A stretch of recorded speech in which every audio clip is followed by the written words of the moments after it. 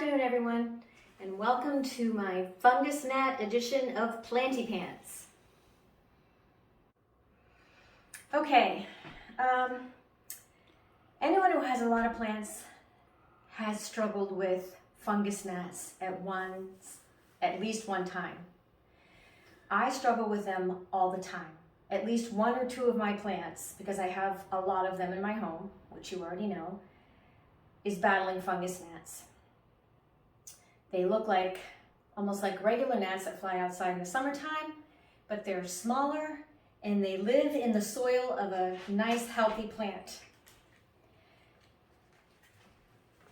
The fungus gnats crawl around, they get into the soil, they lay their eggs on top of the soil, they become mature. Their life cycle is only like 2 weeks. Most of the time when I get fungus gnats, I get them from bringing a plant into the house without being really careful of checking it before I bring it in, or treating it when I do bring it in.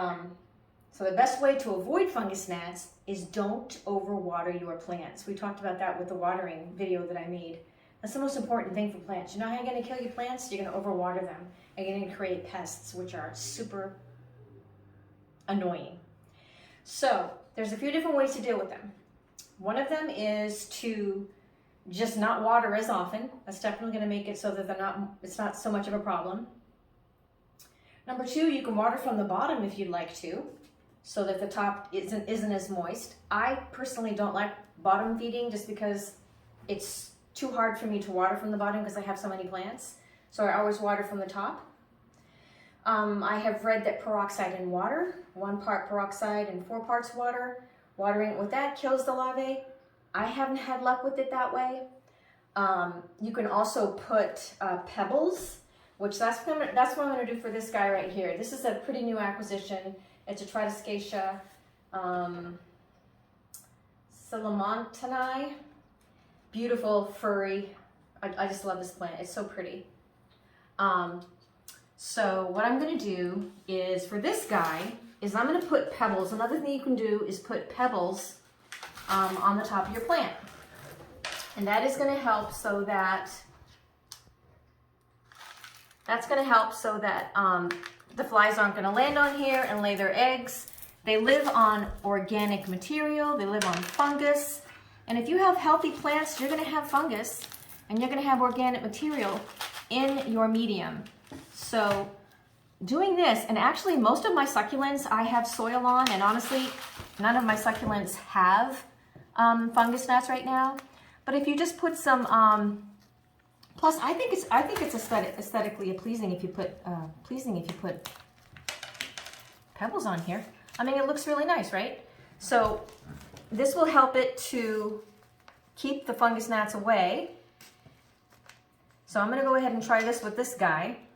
Like I said, a lot of my plants do have Pebbles on the soil. I like the way it looks, and it does help prevent fungus gnats. Another thing that you can use is a neem oil spray. You can just mix this neem oil and water. Spray your plants, spray the surface of your plants with the neem oil spray. Spray your plants, spray all around your plants.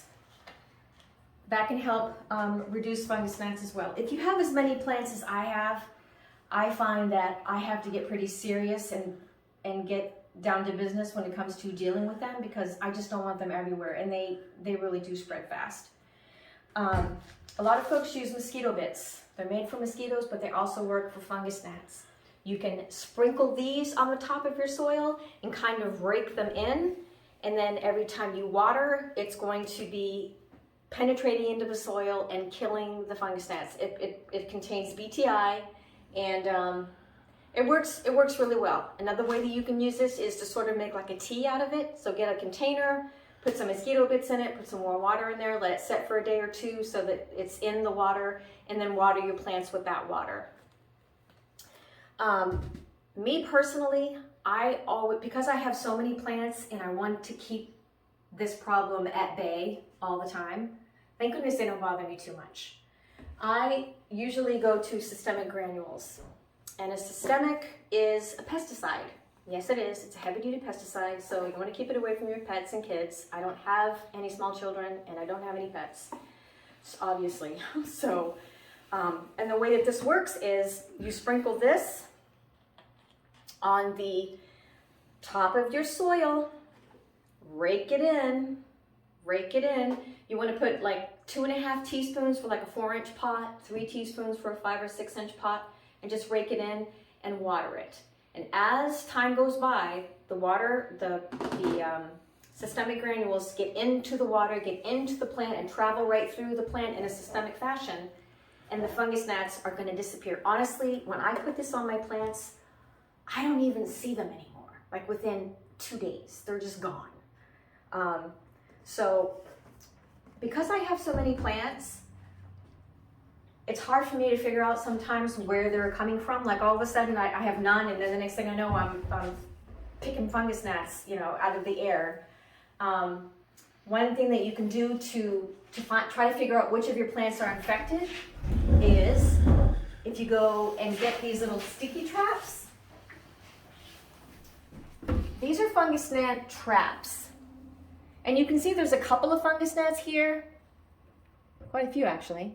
And so I have treated a couple of these plants. I think I treated the whale thin Sansevieria, and I think I had to treat this begonia too because it had fungus gnats, and they just don't dry out so quick. The biggest problem is it's too wet. You gotta let them dry out. And I live in Maine, so it's not, you know, sunny and warm all year round, so I really have to be careful with that. So kind of place those throughout your house if you have a lot of plants, and figure out the area or where you may have a breakout. Another thing, well, what I'm going to do now is just show you how, like this plant, this gorgeous Sansevieria, I saw I had fungus gnats. So here's what I'm going to do. I'll show you how I do it. I'm going to scrape off, let me take this little cutie out of there.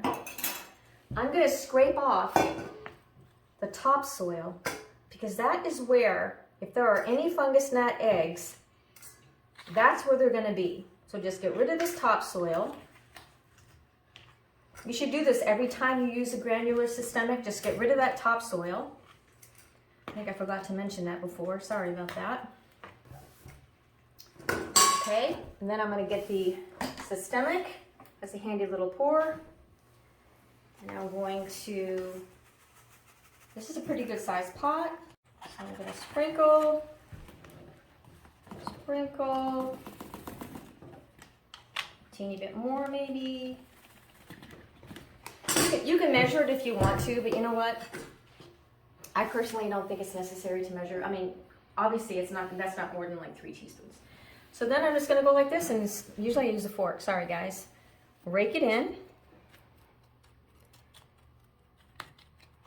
The best time to do this is before your watering schedule. I just happened to water on Saturday, so this is already pretty moist, as you can see, and only got a little bit of water. This soil is really not that wet, but I did sense that it had fungus gnats, so that is how I'm treating this guy.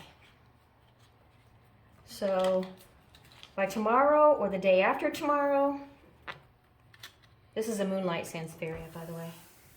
Isn't it beautiful? This is just I should take it out of here, but I don't want to. I just love the way it looks like that. So that's another treatment. Fungus gnats can be dealt with. They do damage the adult. The adult gnats do no harm at all. They're just annoying and fly up your nose when you don't want them to, or they're attracted to carbon dioxide.